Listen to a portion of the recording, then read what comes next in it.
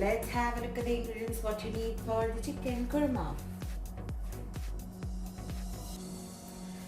I will need half cup of the coconut, okay, and I have about 10 pieces of the cashew. I will need some garam masala. I will tell you how much I am adding. Maybe quarter to half teaspoon I will add. Then I need 1 tablespoon of the coriander powder, chili powder to your taste. Other than this, we'll be adding 2 green chilies only to this curry. So you can adjust the chili powder according to your taste. And turmeric powder. And about a nice 2 tablespoons of the ginger garlic paste. Half cup to less than half cup of the curd depending on the sourness of my tomato. Okay. So I have taken 1 nice tomato here. 2 medium sized onions. Some curry leaves. Of course, I need chicken. Chicken I have washed and kept. I have taken about 500 grams of the chicken and some coriander leaves you need for garnish. Oil, I am using the normal regular oil and not the coconut oil. And if you like to substitute this with ghee, more than welcome to do that with this entire recipe. You can do this with ghee as well. Since you know that I don't like it, I am using it with the normal cooking oil. And also that you will need some, if at all you need more sourness for this curry in the end, you may use some lime juice. That's all you can do. Salt goes without saying for this recipe. So let's start ahead. I've kept the kadai here. The heat is on. To it I will be adding nice 3 tablespoons of the normal cooking oil. If you want time to add in your ghee, how much oil you like, you may add. Okay, little more ghee if you are doing it. More than happy, you can just do that. As the oil is getting heated, oil is hot. I have added in the onions chopped. Along with that, I have added in some curry leaves as well. Add a pinch of the salt and start to roast it well. Till they are golden. Now if you see in this recipe, we are taking a little bit more, that is like almost 2 onions we have taken. Reason being, you need some gravy for this, and the gravy is going to be from this and the tomato which is going to come along with little bit of masala. So that's why we are taking 2 onions here. Let it get roasted well. As the onion is getting nicely sauteed here, in the meanwhile I have to make a paste of the coconut. So what I have done is I have taken the coconut and the cashew. I am making it a fine paste. Add some water, grind it to a fine paste. The onion is getting nicely roasted now. Now what I am going to add some garam masala. About quarter teaspoon of the garam masala. If you like, you can add another half teaspoon to make it, but for me, it's quarter teaspoon is enough. I don't like the pungent smell too much on the chicken. So, moreover, it is a homemade powder, so it's more fresh. A quarter teaspoon is like quite nice enough for my gravy. If you are buying a store-bought one, I'm sure you need to add half teaspoon. Reason being, that will not have any kind of flavor much. Okay. Then we are adding the ginger garlic.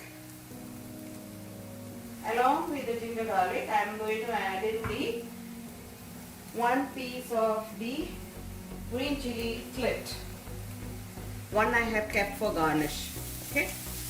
Now fry this for 2 minutes, because now we will add the tomatoes, and then we want the tomato also to get nicely roasted. Just waiting for just a second.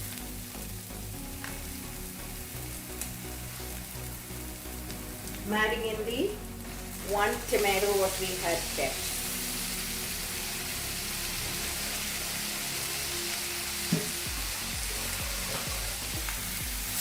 We have added this. Allow the tomato turn nice soft till such time. Keep mixing it well.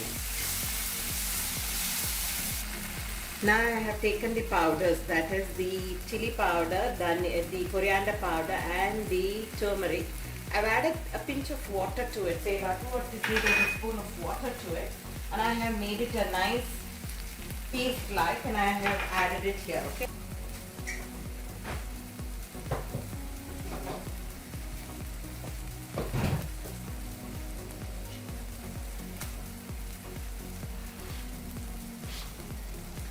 half cup I've added.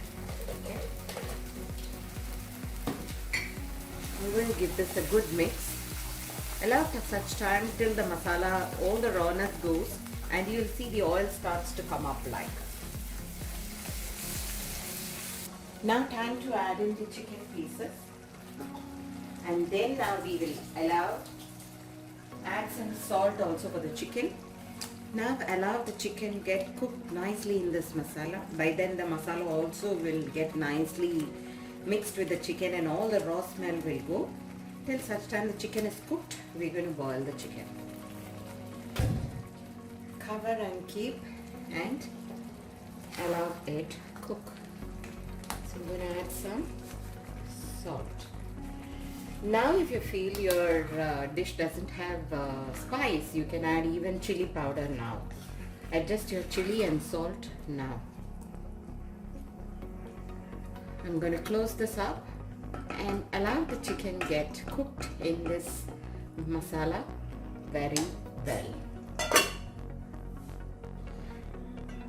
The chicken is getting cooked. In case if there's no water, you may add little bit water and allow the chicken cook.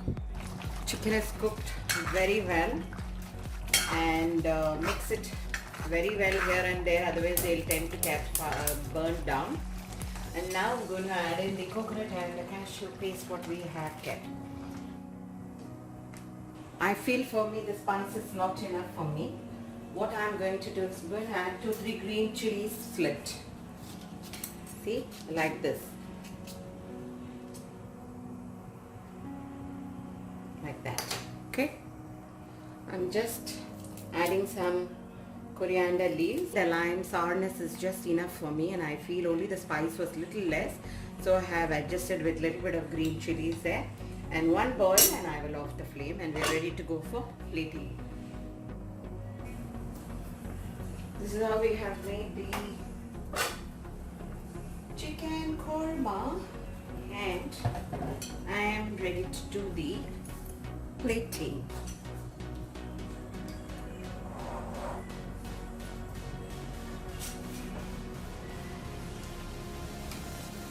So korma is so creamy. This korma will go very well with any of the idiyappam and kushka rice, normal rice, steamed rice, or for that matter even with the put appam, it can be served with anything. And the cashew and the coconut gives a nice gravy for this korma. And these add of spices like the garam masala and even the the green chilies lift the chicken curry to another level. So try making this. I'm sure you're going to really love this because the gravy is so nice. I can't tell you, it's so creamy and nice. Even with nechor, this one will go very well. In fact, today we are having it with a little bit of kushka rice, what we have at our house. So we're just going to pair it up with that and enjoy this recipe. Normal steamed rice or even any kind of Indian breads, this will go very well with that. Try making this. Happy cooking and happy eating. Bye bye.